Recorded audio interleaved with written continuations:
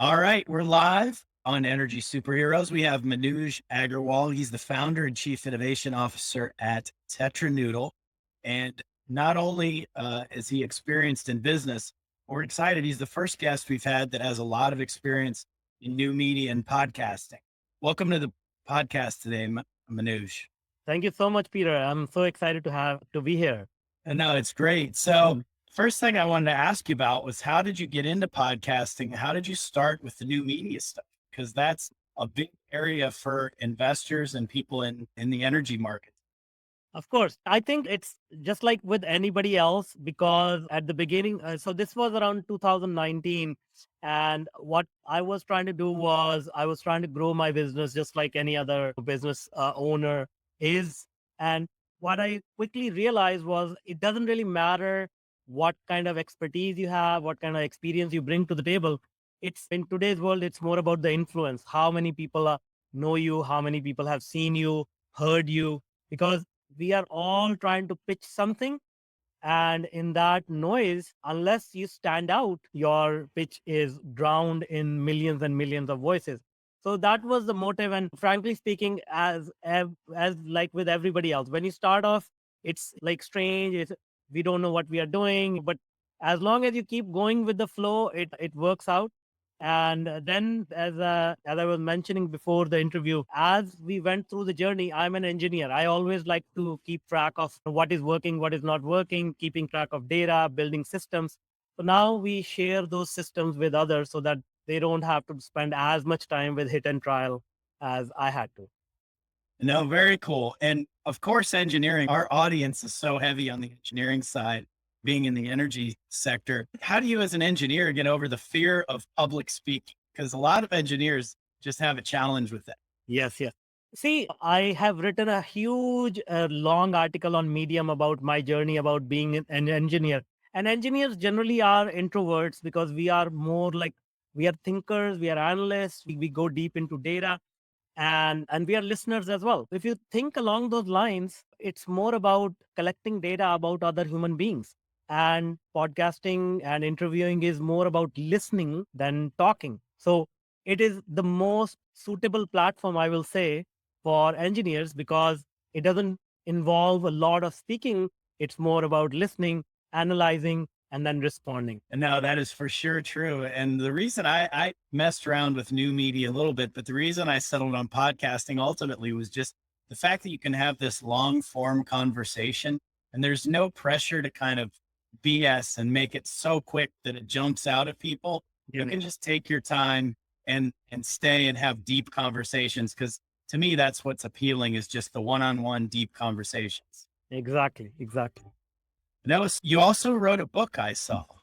Yeah, so I have written two books, but these books are very tech heavy, mostly for hardcore engineers. One is on scalable cloud infrastructure for companies who want to grow globally, and one is on enterprise security and firewalls. Unless you really want to go to sleep, or you are a hardcore engineer in these cybersecurity or cloud technologies, these books are not suitable. I'm planning to write more generic books, but if somebody searches my name online, I have so much content. As I said, three articles on Medium I wrote. They are pretty much a book. If it takes half an hour to read each one of them, people are welcome to check that out. Awesome. So the books you wrote, are those around your profession? Is that your day job as far as day to day? It used to be. I have shifted quite a bit now. Cybersecurity is something that I used to implement for corporations where we, took on larger projects, cloud engineering. So I know that is my past life. I know a lot about it even today. But now we work with data. We work with data storytelling, using data to create resonance between what people are looking for, whether that is internal to the organization. So employee engagement, employee satisfaction, communication between the executives, middle management, and the field workers. This is all about human communication. And we, as engineers, if we really think about it, if we collect some data about what people are thinking, that communication becomes very effective. So that's what we do. And then externally, the same thing, how to engage the customers, how to tell the story about the company, how to attract the right investors. This is all about communication, storytelling, but rooted in data. Wow, that's super cool. So you're marrying the soft art of storytelling up with more hard data so that if I could, if I, in layman's terms, would explain it, it's almost like, okay, storytelling is great, but you had to be an expert storyteller and have mastered this almost like being a comedian is very difficult. Right? It's you can't reproduce it. It's not scalable. So you're taking these kind of skills and marrying it with data and trying to make it scalable. Exactly. That's huge. So that's a big deal to companies, both in terms of advertising. Of course, there's been a lot of data put around advertising with Google and Amazon, Microsoft, all these big companies. I don't think it's been done so much with internal corporate communications. Yeah. And would it be fair to say that's where you're trying to play? And that's Yeah, internal. See, the thing is that when we talk about advertising platforms like Facebook and Google, they are focused on mass media, spreading the message far and wide. And I'm not going to argue with that. My work is more one-on-one relationships. And how do we create that is not by advertising something, is not by saying nobody wants to be sold these days. So I can, like, even if I'm talking to an employee, I can say, I can order him around or try to sell him. But if I create motivation, internal motivation in him and say, hey, whatever you are trying to accomplish in your life, I am here to help you get that. And the job you are doing is going to be able to get you there. And now that becomes a more personable, a more intimate relationship. And that's the way that we work with data. And then the same thing outside of the company as well. If we are trying to engage the customers, rather than saying, okay, let's do mass marketing and send thousands and thousands of emails or send ad blasts or whatever, which is very like cold. We say, okay, let's try to get into the mind of the consumer and see, okay, what are their priorities? What are their objections? What do they want to achieve in life? Talk about that. Now, that will give you 10% of the audience that a mass marketing campaign will, but that 10% will be really your tribe. They'll be really connected with you. and that makes a lot of sense because if you have real evangelists, people that are totally committed to your product, whatever it is, then those 10 people, that those 10% can tell the other people, Exactly. get them involved. So it's more of a grassroots, as you say, tribe type of a campaign. I don't know. Have you read any Seth Godin? Absolutely. Absolutely. Yeah. A lot When you of the said work. tribe, it was like triggered Seth Godin for me. Exactly. Yeah. So a lot of the work that we have done is we basically standing on the shoulders of giants like him and understanding how this world works, because I think it's a lost art now. No, for sure. I think Seth Godin has been around a long time and is brilliant and has evolved over time. From the early days of the internet, he saw that it was about permission, it was about relationships, it was about creating that tribe. It was about in marketing, even creating, as he said, a purple cow to be able to cut through the noise. And Absolutely. the ultimate purple cow is the one on one conversation. Absolutely. And now that is where the engineering mind comes in, where I was trying to see, okay, one-on-one conversations is great, but how do we scale it? On one side, there is Google and Facebook, mass media, and then one-on-one, okay, we only have 24 hours in a day. Like, what can we do? So now with what we do, we actually scale those one-on-one conversations at to thousands or even millions if needed, but they are very effective. Interesting. What are some of the biggest mistakes when you first come into a company you see them making in terms of their communications, and how do you fix that? Okay. The very first and the most common, and I have made it most many times, and we all do it. It's about me. Okay, buy this because it's the greatest technology. Buy this because I have invented it. Buy this because we have been doing this and blah this. It's not nothing to do with us. When a customer gets wind of you, talk about them. Talk about what is it that in store for them, what is the benefit they are going to get, what is the experience they are going to get. If they work with the company, where are they going to be in 3 months as a result of working with that company? That's what we want. And as a consumer, that's what we are looking for in others. But when we change roles as somebody who's a business owner, we immediately change roles. We all that goes out the window. That that is our priority as a consumer. It's human nature. I don't know how it happens, but it's weird. No, well, of course, we like to talk about ourselves, right? Because we know the most about ourselves. We're always on our own mind, but Yeah. we should be thinking about the other person and what they want, especially when you're trying to sell something. And it makes a lot of sense internally as well. I see it all the time where the boss is always thinking about what the employee can do for them. But if you want to make the employee happy, you have to be thinking about it from the employee's perspective. When you go into these companies, what does the engagement look like? What's the first thing that you do to try and The first thing is ask about the biggest domino. What is the biggest domino that needs to fall to get everything else right? Like generally it's revenue, sales, sometimes it's employee engagement. We are working with the Fortune 500. They have tons of revenue, but their employees are not engaged. Last 2 years have been really hard. So we figure out, okay, what is it that they want to do, and what is that target audience? Who are they trying to reach? Because at the end of the day, all problems are human problems. Every problem is a human problem. If you don't know how to solve a problem, it's about finding the right human being who can solve your problem. If you have the right human being, they're not solving the problem correctly. It's about finding out, okay, what is the gap? Is the knowledge gap, skills gap, tools gap, whatever the gap is. So when we redefine that problem in a human terms, then we say, okay, this is the person who's trying to solve the problem. This is the person who is going to solve the problem. And there is a bridge that needs to be built. And that is the bridge that we start utilizing data now. What is your data? Okay, if you take a concrete example, how much sales are you trying to achieve? What is the time frame? And what are the product lines which will give you those sales? What is the consumer? Who is the consumer? And then now we can collect data on that. Is it a realistic expectation? Maybe economy is moving down, the spending habits are changing. Is it reasonable to keep selling luxury goods, or can we create a little bit of a smaller offer which will be more affordable for people at this stage? Or talking to people, understanding their priorities. And as human beings, we tend to think we are rational, but we are very irrational bunch. What is that irrational fear? What is that irrational desire that they have? And creating that, that's how an engagement looks. Yeah, it makes a ton of sense. And how do you take that engagement and then fix something for the company? And then how do you know when you've done your work and it's time to move on, or does it pretty much never finish? No, it all depends on the company, on the clients. But can you repeat that first question? I want to make sure I get it right. Yeah, I'm curious how you know that you've been successful Sure, once you sure. come in and work within the company. See, everything again goes back to data. So we have success criteria already defined, right?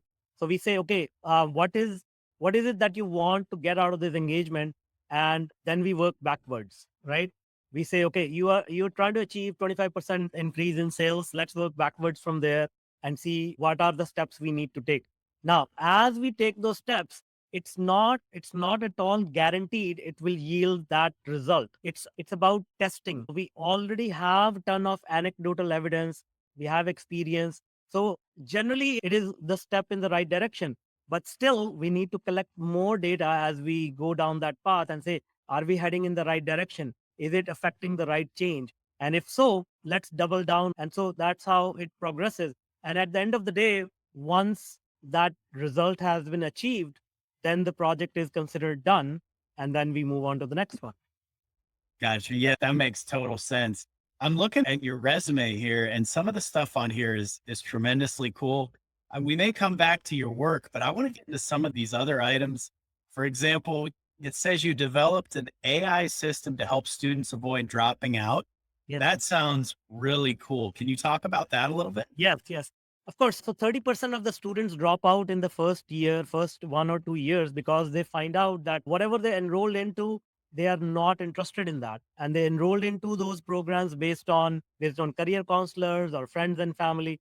And so what we determined was we can take historical data from hundreds and thousands of students and create a mental model of each student, their SAT scores, their aptitude scores, their interest level, all that. And based on that, now we can start to recommend courses to students which are of interest to them. And secondly, and more importantly, they are able to finish those. They are within the capability of those students. So it's almost like a Netflix kind of a system where Netflix is recommending shows to us and we are recommending courses to us. So this was the system that we built, and it actually got mentions from President Obama and Bill Gates. It was so successful. That's amazing. Is it still in use today? Are you continuing to pursue it? Yeah. So it was developed for a company called Desire to Learn, and they are actually actively selling in universities and institutions around. That is super cool. And as I hear you mention it, I could imagine applying that to, let's say, all of the educational content online, including Absolutely. YouTube, including all these programs now that the universities are offering. Some of the universities are even offering free courses online now, which I think is amazing. That'll let you train with university faculty online at no cost, but it becomes overwhelming, right? It's okay. What do I do? There's too much information. Exactly. So I need an AI assistant to tell me Yeah. take this, take that, and it knows, if it knew where I am in my career and it can help me. And I'm constantly learning. It would be amazing if you could just have a lifelong learning program done for you by AI. Yeah. So that was another project we actually did, personalized learning for school systems, where we can feed it a curriculum, and then based on where you are, it will customize the curriculum on the fly. So every student in the class will get a personalized curriculum.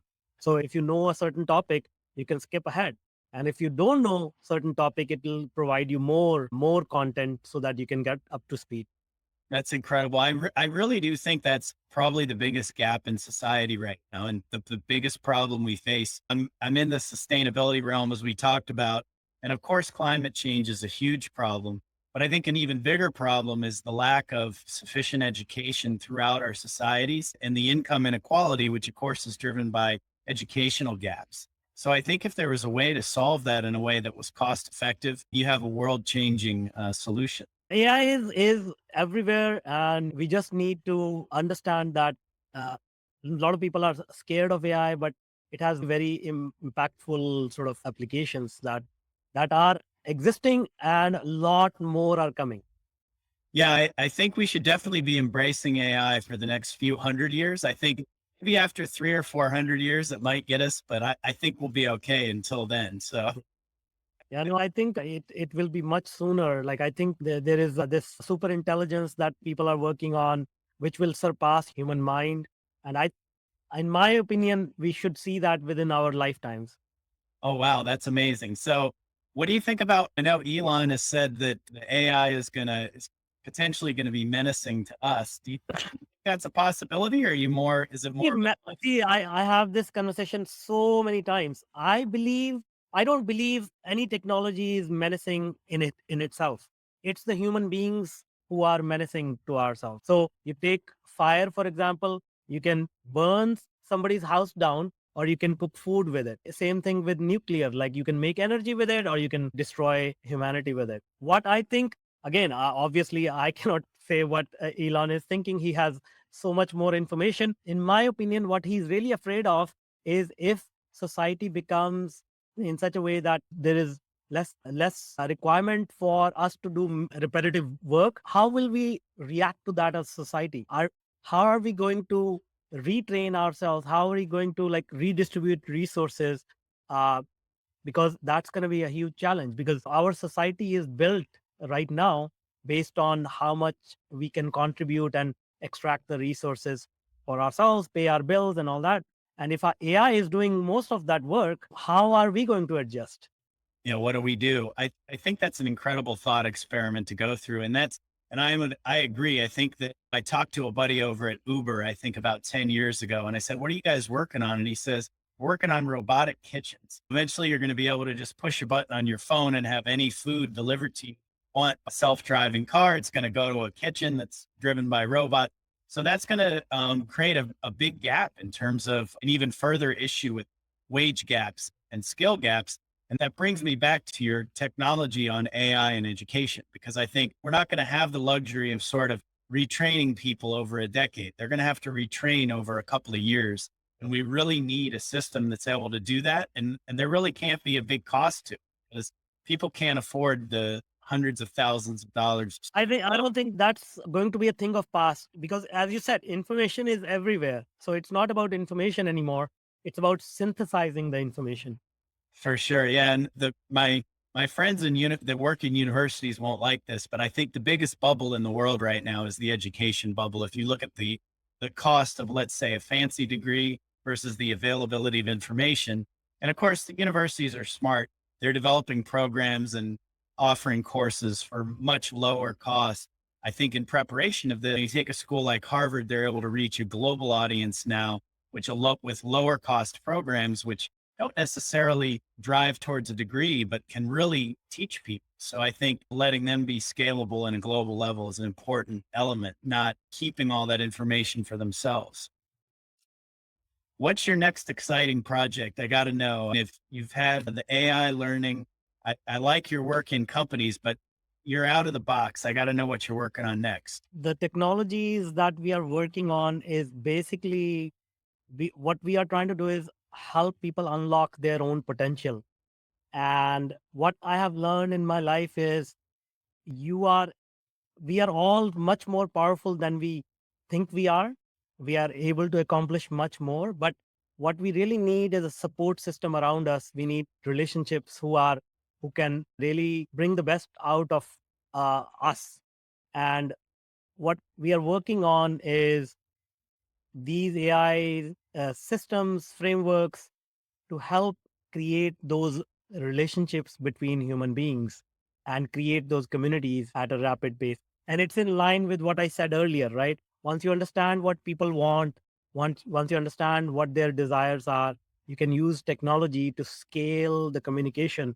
And when you are able to communicate at scale in a way that people really understand and they want to be understood, that creates a community. And so that is what we are working on.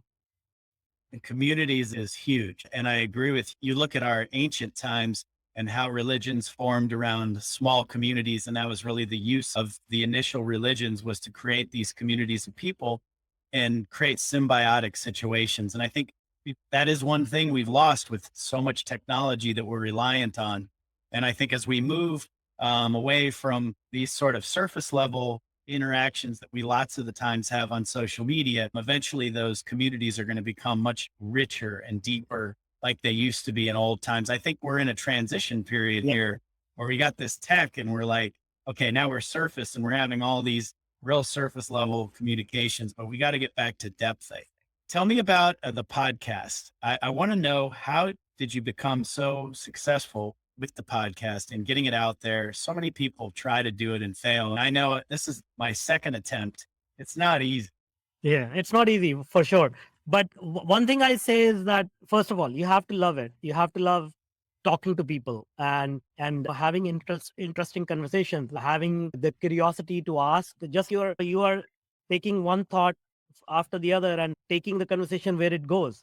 But if we become robotic and just question number one, question number two, that's not going to be interesting to you. It's not going to be interesting to the audience. Then the second part, having the network to find interesting people to talk to, because the more interesting people you bring on, the more diverse ideas you will have. The audience will love that. So it's all about consistency and keeping the standards high. And then again, also listening to the audience. If we are getting good feedback, continue to double down on that. If you hear, oh, this is not something relevant, then try to be open to drop that from the content. So I think it's like anything in life. Nothing is easy, but if you really keep going, easier. And so my podcast, it's called Bootstrapping Your Dreams Show, and we have done about 320 episodes so far in 3 years, and we've had some really amazing guests, Olympic champions, celebrities, movie stars, sports stars, even sharks from the Shark Tank, former director of the CIA, CTO of the United States Air Force. It's been an amazing journey. Unbelievable. So I got to know, who was the hardest person? Who was the most difficult person that you had? Do you remember one interview that was just like, man, that was tough? Being in front of the former director of CIA was not easy. Asking a question to a person who knows every secret in the world, that was nerve wracking. But yeah, it was very interesting, like a lot of insights. Like, he's a great guy, great man, lot of accomplishments, learned a lot from him. No, for sure. Well, you must have done a good job because you're here. So So he was happy with the episode. Yeah, he could have pressed a button and yeah. No, very, very, very cool. And so I also read that you came from a humble background, and I'd be crazy if I didn't ask about it. I'd love to know more about your background and how were you able to rise up? Because that is a challenge for so many. I used to work in a factory in India. I used to work for $2 a day, started working at 15, 12 hours a day, 6 days a week. So that was a tough life. But what happened was like I really thought that, hey, there is more to life than this. And I was flipping through some business magazines and I was looking at all these success stories. And I was like, okay, these guys have the same ear and eyes and everything is same. What else am I missing here? And of course, at that point, I had no idea what this all meant, but I just had a desire to, to seek out more and to learn more. And I got into computers at that time. Then I just fell in love with computers because I thought, oh, we were talking about being an introvert. I was a total introvert. I was like, oh, these machines obey my orders and they don't talk back. What is better than that? And when you start pursuing your passion, and the other thing is, you keep asking for help, you keep building your network, you keep up leveling yourself. Once you reach a certain stage, ask yourself, okay, what is the next level? Who can get me there? Find that person who's already there. Talk to those people. N- Even if you don't get any help, observe their behavior and then try to replicate that behavior. And that's how everybody becomes what they become. That's the most surprising thing after talking to all these successful people. We think that they have some magic formula, but nobody has a magic formula other than their own motivation and their desire to keep learning from others and keep replicating their action. Just keep going and don't quit. And I think it's tough because you get that advice when you're young and you're like, what does that mean? They must have a secret. And then you spend 10 years in your 20s looking for a hack Yeah, or a yeah, trick or a yeah. tool or something. And then as you just give up on that and you're just like, okay, I'm going to work my butt off until I get Yeah, where I need to go. exactly, exactly. It's just, and then the other thing is one thing I really want to emphasize this term called passion. A lot of people say find your passion, but something that you will do regardless, something that you will, even if nobody pays you, nobody pays attention to you, you're going to keep enjoying it. Because as you said, working your way through this life is not easy. And if you have big goals, you better be ready to fall apart many times. And if you're doing something which is, oh, just because next door neighbor is doing, just because the guy who's driving a Ferrari is doing, and it's not your passion, you're going to give up on the first setback, right? So if you focus on things, and believe me, there could be so obscure things that nobody gives a damn. It could be like literally weaving baskets underwater. That could be your, a passion. But trust me, there are 7 billion people. You will find somebody who will be interested in that if you are truly passionate about it. For sure. And it didn't used to be that way, but the internet has unlocked this, they call it the long tail. So now we have the ability to reach that small community that cares about the underwater basket weaving or whatever it else it is. There's a community for it out there. My mom watches a show on YouTube where there's a guy and he just feeds raccoons. And he's got hundreds of raccoons that come up to his house and it's very entertaining. And the guy has millions of YouTube followers. And all he really did was just kind of make friends with the raccoons and he pets them and he feeds them. That's pretty much the whole show. I'm trying to look for what his hook is, but feeding raccoons is a purple cow. So people You watch. never know what will resonate with people. That's why I said, we are not rational. We are not rational at all. No, absolutely not. We're emotional creatures that make emotional decisions and then justify those decisions rationally. Exactly, exactly, exactly. So it's very interesting. We're supposed to talk about energy and sustainability. Could you tell me how you view climate change, how you view sustainability, and where are you applying some of this data knowledge in that realm? Would love to. Yeah, yeah. I'll give you a quick example. First of all, we just completed a project for mining industry for copper and silver and gold mining. And as it's a very dirty industry and lots of pollution happens. So we implemented a blockchain solution for supply chain to track all ore to make sure that it is mined in a sustainable manner. So That's the first step, to collect data and make sure that it is not tampered with. And now coming back to general sustainability, I think that's the biggest challenge that humanity faces right now. And the thing is that, as we said earlier, we as humanity, we tend to go in extremes. When we see something good, we just want to squeeze the last drop of juice out of it.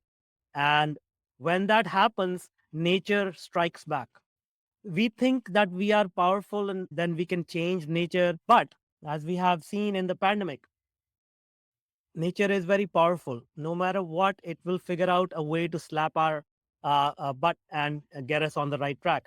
And then naturally, things will start to shift in the other direction. As we have already seen, ESGs being implemented across the world, people, companies becoming more aware of sustainable growth, diversity and inclusion, equality for everyone. These are not the things that you used to hear 3, 4 years ago, right? Now it's on everybody's mind. Now, whether that's enough or not, but I can tell you more money is flowing into this now. So that means things are changing. And things change slowly, but we are heading in the right direction.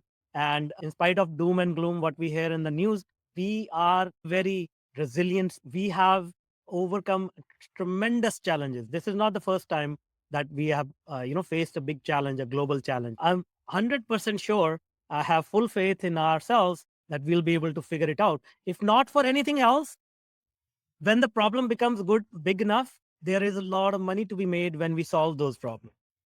No, for sure. I'm a big believer in that we're headed in the right direction.